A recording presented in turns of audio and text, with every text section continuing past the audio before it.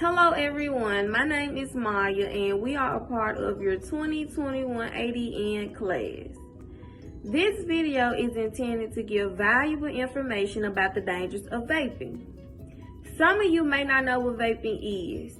The technical name is Electronic Nicotine Delivery System, which is an umbrella term that encompasses vape pens, pods, tanks, and electronic cigarettes.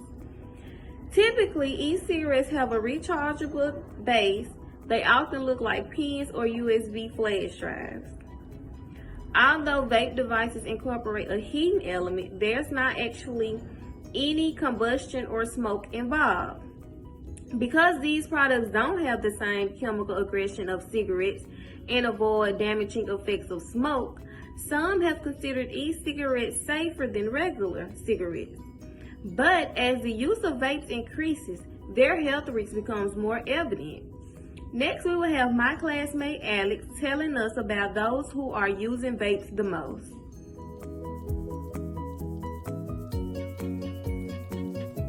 So our next topic is going to be, who is vaping? Vaping is one of those trends where everyone is participating, from preteens to teenagers to young adults and even older people. Everyone is doing it. Ages as young as 12 years old are beginning to vape, and those percentages are increasing over the years. And more young and younger people are starting to participate in vaping. 20% of Americans ages 18 to 30 use vape products. Although the ages 65 and older only have a small 0.5% rate of vape usage, those numbers are increasing over the years as well. About 60% of those who vape do it just to see what it's like, and 40% of those people who do vape do it as a social activity or because of peer pressure. Peer pressure is a major issue that goes on a lot during today's society. People really should not let their peers or anyone else influence them to do anything that they aren't willing to do themselves on their own influence. Many preteens or teenagers begin to vape because their friend does it or they just think it's cool. Vaping is not cool. It comes with a lot of consequences and health issues, and it's really not a good thing to start. Vaping is usually used as a smoking cessation tool as well. But it can also be the start of a bad habit, a habit that you do not want and a habit that's going to be hard to break. More than 30% of teens who start vaping or use e-cigarettes begin smoking traditional tobacco products, such as cigarettes or chewing tobacco, as quick as 6 months after starting. That's how fast it is to get addicted to these things and to make it a habit. Only about 15% of vapers who are non-smokers. So please don't start vaping. Don't start that habit.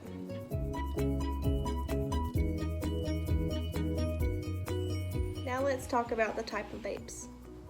Vaping devices, also known as e-cigarettes, e-vaporizers, or electronic nicotine delivery systems, are battery-operated devices that people use to inhale an aerosol which typically contains nicotine, chemicals, and flavoring.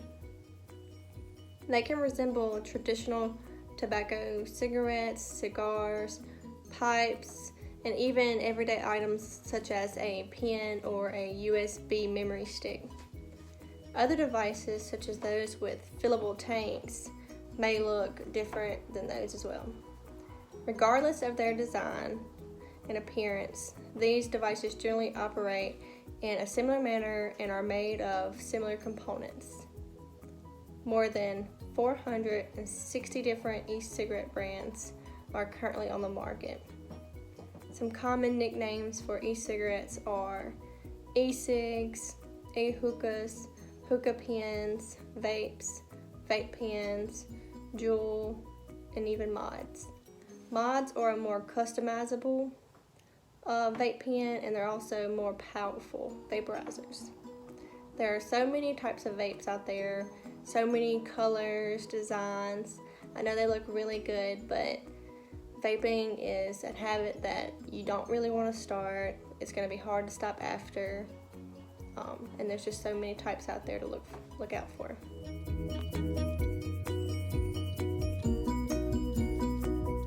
Hey everyone, my name is Brittany. I'm a sophomore ADN student at Mississippi Delta.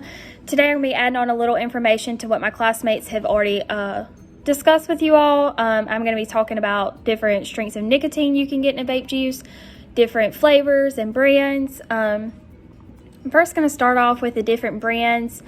3 brands that are popular that I know of is the Candy King brand, the Salt Nick brand, or the Naked brand. And you can get thousands of flavors of vape juice. I mean, whether you want something that's fruity, candy, dessert flavor, maybe they want a traditional tobacco, that's an option. You can get a tobacco flavor, menthol, that gives you that cooling sensation when you're inhaling the vape juice, and as well as the Salt Nick. The Salt Nick tends to hit a little harder, and those are commonly seen in those who have smoked cigarettes before and maybe they're trying to quit, but smoking regular, or hitting regular vape juice is not strong enough for them, so they need something that hits a little harder. So they get the Salt Nick brand, and Salt Nick flavors, and then pods. And those were seen in Juuls, pods with Juuls, but now they're making pods for other forms of vapes. So that's just a little bit about the brands and the flavors. Now going on to nicotine. So the nicotine is expressed as milligrams per milliliters of e-liquid. And you can get a vape juice that has 0 nicotine. You can get a vape juice that has 3 milligrams, 6 milligrams, 12 milligrams, 18 milligrams of nicotine in the vape juice, and it can even go up to 36 milligrams. You may not think that's a lot if you're not educated on the fact that nicotine is expressed as the milligrams per milliliters. So say you get a 30 milliliter bottle, but you're actually doing 3 milligrams per milliliter. So if you get 30 milliliters, you're looking at 90 milligrams of nicotine that you have consumed in your lungs, whether it's in 2 days time, 4 days, or a week. That's a lot. And people may use it as a stress reliever or just when they get bored, but you build up a tolerance, and once you start hitting it, you notice as time goes on that you hit it a lot more. Personally, I've never vaped, so this was educational for me. And I just hope that you can take this information and hopefully it will steer you away from vaping if you vape, or your loved ones, educating your loved ones or your friends about vaping. Because the thing about vaping is it is putting your lungs at risk for major damage. And once your lungs are damaged, it's irreversible. So that is something to educate your loved ones on. And I just hope that you can take this information and run with it and use it as a resource for educating others. Thank you.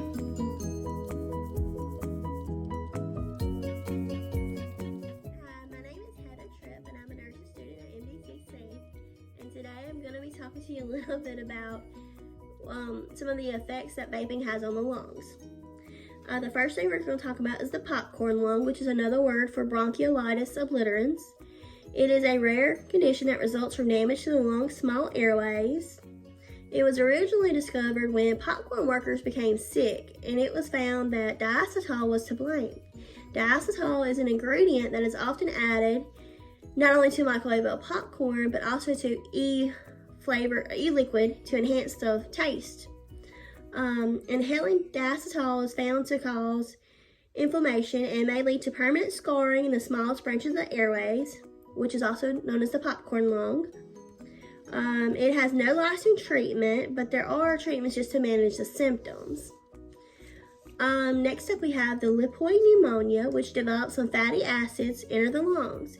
Vaping-related lipoid pneumonia is resulting of inhaling oily substances found in e-liquid.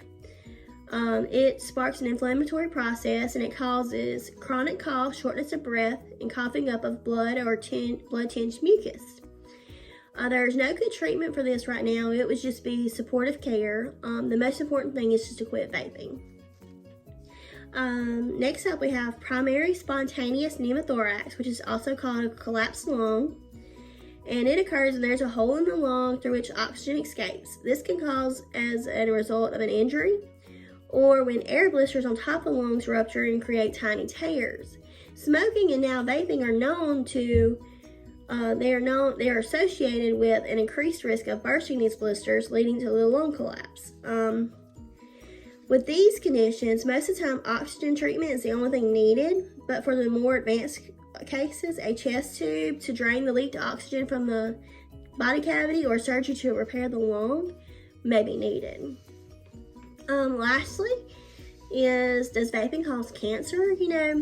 Vaping hasn't really been around long enough for us to learn whether or not they cause cancer, but it is believed that, since smoking tobacco forces tiny particles into the bronchial tree and can lead to the development of cancer, the same thing may be true for vaping.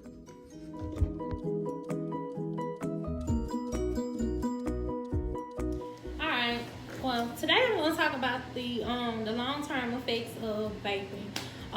In 2017, the FDA, they noticed an increase in the use of electronic cigarettes, or Juuls, so it's a common name for them.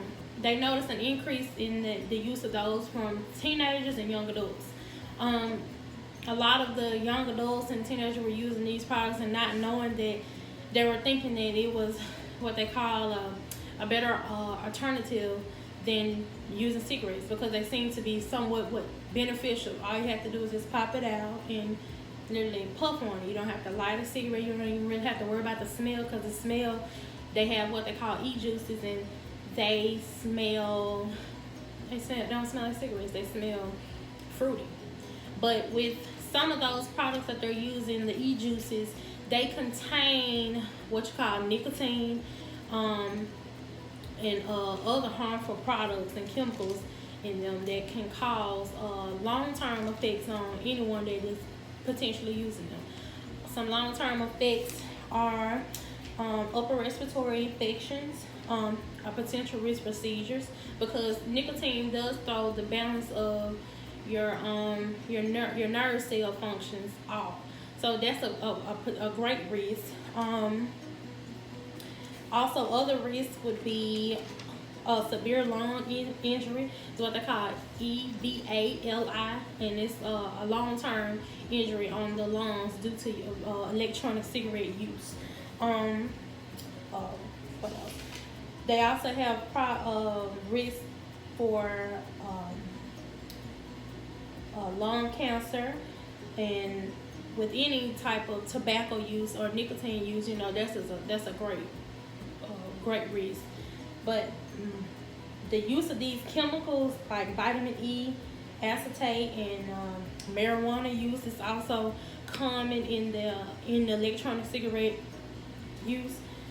Those are things that already put a great harm on your lungs anyway. And when you're the younger generation, they're not thinking about how deadly or fatal this could potentially be when you're using electronic cigarettes. They just think that they're convenient, and they might have been told, hey, this doesn't affect you like cigarettes does. It's not even really nicotine, but if you read the fine print, it still contains nicotine.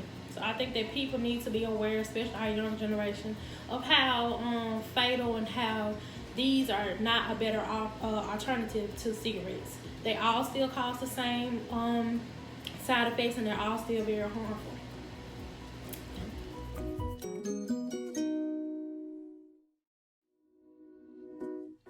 So, you decide you want to stop vaping. Let's talk about some strategies that'll help you become a successful non-vapor. The first strategy we're going to talk about is going cold turkey. This has been known to be the most successful and effective way to stop vaping if you go cold turkey. That means one day you just make it up in your mind that you don't want to vape anymore. So you just put it down and never go back. Once your mind tells you that you're done, that is the reason why they say this is the most effective, because you've made it up in your mind that you want to stop vaping. The next strategy is doing a nicotine replacement. Nicotine replacement, yes, you're still getting some nicotine, but this will decrease withdrawals such as anxiety, depression, and things of that nature. Nicotine replacements can come in patches, lozenges, inhalers, and gum. The next thing you want to do is you want to identify your triggers. Sometimes anger may make you want to go vape. Sometimes boredom will make you go vape. So therefore, you want to identify what makes you want to vape. The next thing you want to do is you want to be very, very resourceful when it comes to withdrawals and cravings. Stopping smoking will have you having cravings and withdrawal symptoms, which would be anxiety, depression, frustration, nervousness, and things that you experience while you stop vaping. Another thing that you have to be consciously of is staying away from people who does not support your decision to stop vaping. These people you have to stay away from, because they are probably vape in front of you, and that will bring you back to wanting to vape. So you have to make the conscious decision to stay away from those people. The next strategy is maybe you should consider seeing a therapist. And for your emotional support, you have to get down to the reason of why you want to vape. Some people do a lot of things to kill feelings and emotions. So seeing a therapist could definitely help you out. Another thing is we have a hotline. It's called 1-800-QUIT-NOW. So if you call this number, it'll definitely give you some help and some insight on how to quit vaping. The number is 1-800-QUIT-NOW or 1-800-784-8699, and this will connect you directly to the state that you're in, to their line, to help you stop smoking. Again, stop vaping will definitely be a process.